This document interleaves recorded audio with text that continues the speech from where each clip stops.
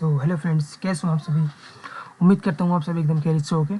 तो स्वागत है आपका फिर से हमारे चैनल एग्री पाठशाला में। तो आज की इस वीडियो में मैं आपके लिए लेकर आया हूँ बीएससी ऑनर्स एग्रीकल्चर के सेकंड सेमेस्टर के एग्रीकल्चर और हेरिटेज सब्जेक्ट के टॉप 40 मोस्ट इंपोर्टेंट एग्जाम में आने वाले क्वेश्चंस, जो कि आपके एग्जाम के लिए काफ़ी ज़्यादा इंपॉर्टेंट है। तो वीडियो को पूरी ज़रूर देखना, और वीडियो पसंद आए तो इसको लाइक करना, कमेंट्स करना, शेयर करना, और हमारे चैनल एग्री पाठशाला को सब्सक्राइब करना। इसका पहला क्वेश्चन है, कौन सा प्राचीन भारतीय ग्रंथ कृषि की मार्गदर्शिका माना जाता है। तो उसका आंसर है आपका ऑप्शन में कृषि पराशर। इसमें कृषि कार्यों, मौसम और फसल प्रबंधन का वर्णन है। अगला क्वेश्चन है, वैदिक काल में लोगों का मुख्य व्यवसाय क्या था। तो उसका आंसर है आपका ऑप्शन नंबर एग्रीकल्चर यानी कृषि। वैदिक समाज मुख्यतः कृषि आधारित था। अगला क्वेश्चन है, प्राचीन ग्रंथों में प्रियंगु किस फसल को कहा गया है। तो उसका आंसर है आपका ऑप्शन नंबर कंगनी यानी फॉक्सटेल मिलेट। प्रियंगु एक प्राचीन लघु अनाज यानी मिलेट था। अगला क्वेश्चन है, किस प्राचीन भारतीय शासक ने सिंचाई परियोजनाओं द्वारा कृषि को बढ़ावा दिया। तो उसका आंसर आएगा आपका ऑप्शन नंबर चंद्रगुप्त मौर्य। मौर्य काल में सिंचाई और कृषि पर विशेष ध्यान दिया गया। अगला क्वेश्चन है, प्राचीन भारत में तिल किस फसल को कहा जाता था। तिल को, सरसों को, अलसी को या फिर मूंगफली को। तो इसका आंसर आएगा आपका ऑप्शन नंबर सीसीएम यानी तिल को। तिल प्राचीन काल की प्रमुख तिलहनी फसल थी। अगला क्वेश्चन है, जल संरक्षण में कौन सी प्राचीन पद्धति सहायक थी। तो इसका आंसर है आपका ऑप्शन नंबर टैंक इरिगेशन यानी तालाब सिंचाई। तालाब वर्षा जल संचयन का प्रमुख साधन थे। अगला क्वेश्चन है, प्रसिद्ध कल्लनई बांध का निर्माण किस वंश ने कराया। तो इसका आंसर है आपका ऑप्शन नंबर चोला डायनेस्टी यानी चोल वंश ने।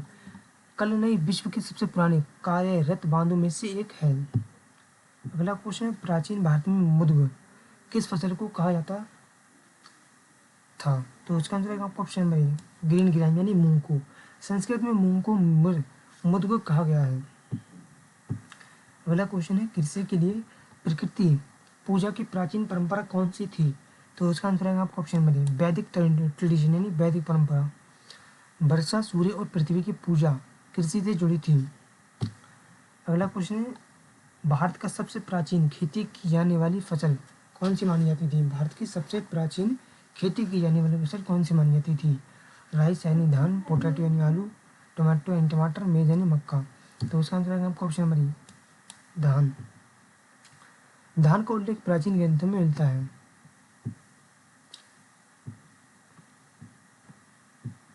अगला क्वेश्चन है, मृदा वर्गीकरण का वर्णन किस प्राचीन भारतीय विद्वान ने किया। तो उसका आंसर है आपका ऑप्शन नंबर कौटिल्य ने। अर्थशास्त्र में भूमि और मृदा का वर्गीकरण मिलता है। अगला क्वेश्चन है, चनक किस फसल का प्राचीन नाम है। तो उसका आंसर है आपका ऑप्शन नंबर चना। संस्कृत में चने को चनक कहा जाता था। अगला क्वेश्चन है, पहाड़ी क्षेत्रों में कौन सी कृषि प्रणाली सबसे प्रचलित थी। तो उसका आंसर आएगा आपका ऑप्शन नंबर शिफ्टिंग कल्टीवेशन यानी झूम खेती। पूर्वोत्तर भारत में यह प्रणाली प्रचलित थी। अगला क्वेश्चन है, माश किस फसल का प्राचीन नाम है। तो उसका आंसर आएगा आपका ऑप्शन नंबर ब्लैक ग्राम यानी उड़द का। संस्कृत ग्रंथों में उड़द को माश कहा गया है। अगला क्वेश्चन, प्राचीन भारत में सामान्यतः कौन सा कृषि उपकरण उपयोग किया जाता था। लकड़ी का हल, ट्रैक्टर, रोटावेटर या फिर कल्टीवेटर। तो उसका आंसर आएगा आपका ऑप्शन नंबर वुडन प्लाउ यानी लकड़ी का हल। लकड़ी का हल कृषि का प्रमुख उपकरण था। अगला क्वेश्चन है, प्राचीन भारत में मुंबई के लिए कौन सा मौसम आदर्श माना जाता था। प्राचीन भारत में बुवाई के लिए कौन सा मौसम आदर्श माना जाता था यानी सोविंग के लिए। तो इसका आंसर आएगा आपका ऑप्शन नंबर मानसून। वर्षा आधारित यह कृषि, क्योंकि प्राचीन समय में वर्षा आधारित कृषि ही प्रमुख थी। अगला क्वेश्चन है, सरसब किस फसल का नाम है। तो उसका आंसर आएगा आपका ऑप्शन नंबर मस्टर्ड यानी सरसों का। संस्कृत में सरसों को सरसब कहा जाता था। अगला क्वेश्चन है, फसल संरक्षण उपायों का वर्णन किस ग्रंथ में मिलता है। तो उसका आंसर आएगा आपका ऑप्शन नंबर वृक्षायुर्वेद। इसमें पौध रोग और संरक्षण का वर्णन है। अगला क्वेश्चन है, कौन सी प्राचीन पद्धति प्राकृतिक रूप से मृदा उर्वरता बढ़ाती थी। तो उसका आंसर है आपका ऑप्शन नंबर ग्रीन मैन्योरिंग यानी हरी खाद। हरी खाद प्राचीन जैविक कृषि का हिस्सा थी। अगला क्वेश्चन है, प्राचीन साहित्य में शाली किस फसल को कहा गया है। गेहूं को, धान को या फिर जौ को या फिर ज्वार को। तो इसका आंसर है आपका ऑप्शन नंबर धान को। शाल धान की एक प्राचीन श्रेणी थी। अगला क्वेश्चन है, प्राचीन भारत में अनाज भंडार के लिए किस संरचना का उपयोग किया जाता था? तो उसका आंसर है आपका ऑप्शन नंबर ए, अन्नागार। प्राचीन काल में अनाज को सुरक्षित रखने के लिए अन्नागार बनाए जाते थे। अगला क्वेश्चन है, भारत में हरित क्रांति के जनक किसे कहा जाता है? तो इसका आंसर है आपका option number A, M S Swaminathan. Bharat में हरित क्रांति को सफल बनाने में इनका महत्वपूर्ण योगदान था। अगला क्वेश्चन है, प्राचीन भारत में जैविक खाद का प्रमुख स्रोत क्या था? तो इसका आंसर है आपका ऑप्शन नंबर ए, काउ डंग यानी गोबर। गोबर का उपयोग खेतों की उर्वरता बढ़ाने के लिए किया जाता था। अगला क्वेश्चन है, प्राचीन भारतीय गांवों में सिंचाई का प्रमुख स्रोत क्या था? तो इसका आंसर है आपका ऑप्शन नंबर ए, टैंक यानी तालाब। वर्षा जल संचयन हेतु तालाब महत्वपूर्ण थे। अगला क्वेश्चन है, प्राचीन भारत में गोधूम किस फसल को कहा जाता था? गेहूं को, धान को, जौ को या फिर बाजरा को? तो इसका आंसर है आपका ऑप्शन नंबर ए, गेहूं। संस्कृत में गेहूं को गोधूम कहा जाता था। अगला क्वेश्चन है, प्राचीन भारतीय साहित्य में यव किस फसल को कहा गया है? तो उसका आंसर है आपका ऑप्शन नंबर ए, जौ यानी बारले को। यव का अर्थ जौ होता है। अगला क्वेश्चन है, बिरही किस फसल के प्राचीन नाम है? तो उसका आंसर है आपका ऑप्शन नंबर ए, राइस यानी धान को।